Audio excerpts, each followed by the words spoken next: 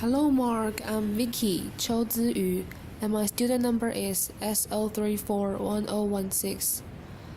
I'm a sophomore at NCUE. Ken Lee, can you really tell if a kid is lying?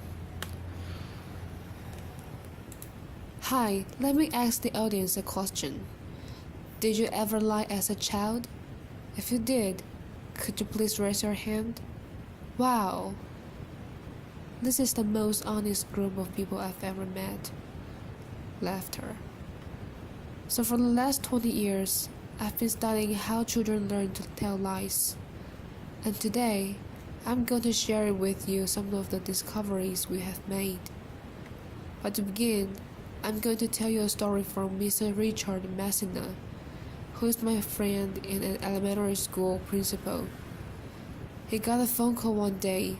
The caller says, "Mr. Messina, my son Johnny will not come to school today because he's sick."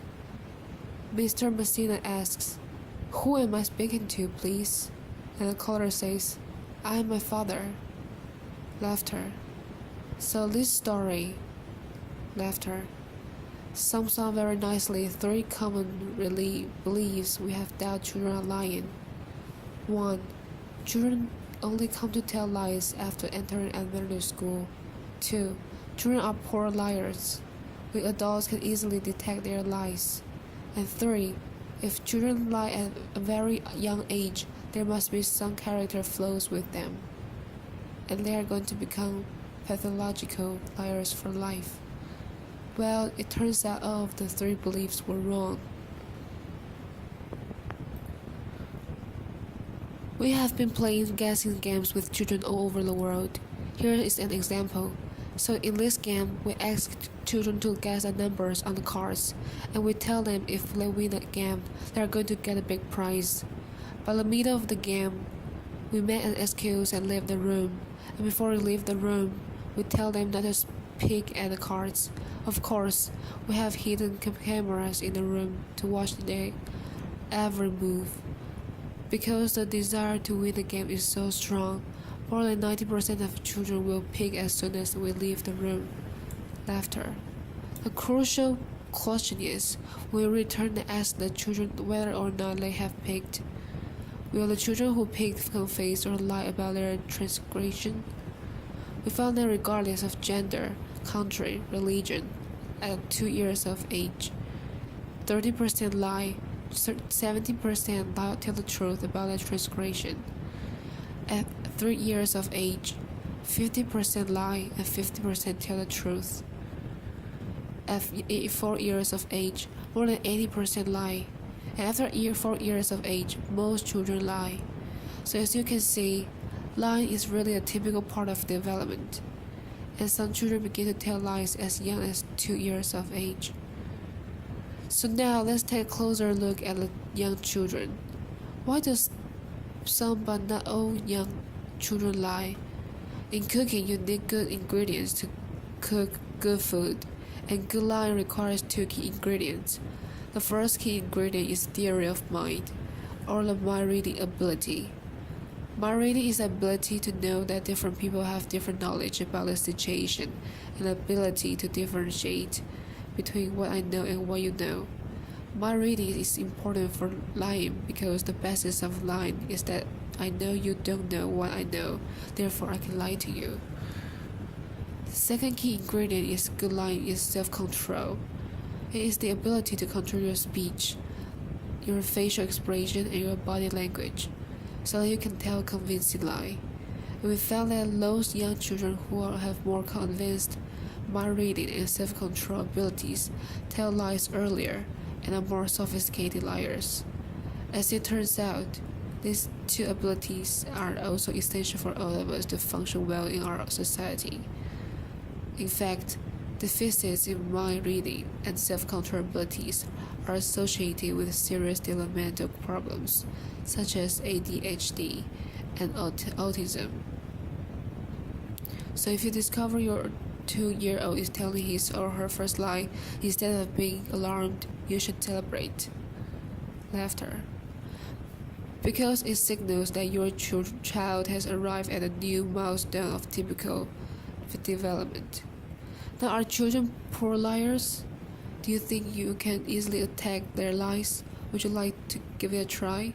Yes. Okay, so I'm going to show you two videos. In the videos, the children are going to respond to a researcher's question. Did you pick? So try to tell me which child is lying and which child is telling the truth. Here's child number 1. Are you ready? Video. Adult. Did you pick? Child. No. Ken Lee. And this is child number 2. Video. Adult. Did you pick? Child. No. KL. Ken Lee. Okay, if you think child number 1 is lying, please raise your hand. If you think child 2 is lying, please raise your hand. Okay, so as a matter of fact, child number 1 is telling the truth. Child number 2 is lying. Looks like many of you are terrible detectors of children's lies. Laughter. Now, we have played similar kinds of games with many adults from all walks of life. And we show them many videos. In half of the videos, the children lied. In the other half of the videos, the children told the truth. Let's find out how these adults performed, because there are as many liars as truth tellers. If you guess randomly, there's a 50% chance you're going to get it right. So if your accuracy is around 50%, it means you are a terrible detector of children's lies. So let's start with undergrads and law school students, who typically have limited experience with children. No, they cannot detect children's lies. Their performance is around chance. Now, how about social workers and children protection lawyers who work with children on a daily basis? Can they detect children's lies? No, they cannot. Laughter. What about judges, customs officers, and police officers who deal with liars on a daily basis? Can they detect children's lies? No, they cannot. What about parents? Can parents detect their children's lies? No, they cannot. What about, can parents detect their own children's lives? No, they cannot. Laughter, applause. So now you may ask why children's lies are so difficult to detect. Let me illustrate with this my own son, Nathan. This is his facial expression when he lies. Laughter. So when children lie, their facial expression is typically neutral. However, behind this neutral expression, the child is actually experiencing a lot of emotions, such as fear, guilt, shame, and maybe a little bit of liar's delight. Laughter. Unfortunately, such emotions are either fleeting or hidden. Therefore, it's mostly invisible to us. So in the last 5 years, we have been trying to figure out a way to reveal these hidden emotions. Then we made a discovery. We know that underneath our facial skin, there's a rich network of blood vessels. When we experience different emotions, our facial blood flow changes subtly, and these changes are regulated by the autonomic system that is beyond our conscious control. By looking at facial blood flow changes, we can reveal people's hidden emotions. Unfortunately, such emotion-related facial blood flow changes are too subtle to detect by our naked eyes. So, to help us reveal people's facial emotions, we have developed a new imaging economy technology we call transdermal optical imaging. To do so, we use a regular video camera to record people when they experience various hidden emotions, and then using our image processing technology, we can extract transdermal images of facial blood flow changes. By looking at transdermal video images, now we can easily see facial blood flow changes associated with the various hidden emotions. And using this technology, we can now reveal the hidden emotions associated with lying, and therefore detect people's lies. We can do so non-invasively, remotely, inexpensively, with an accuracy at about 85%, which is far better than chance level.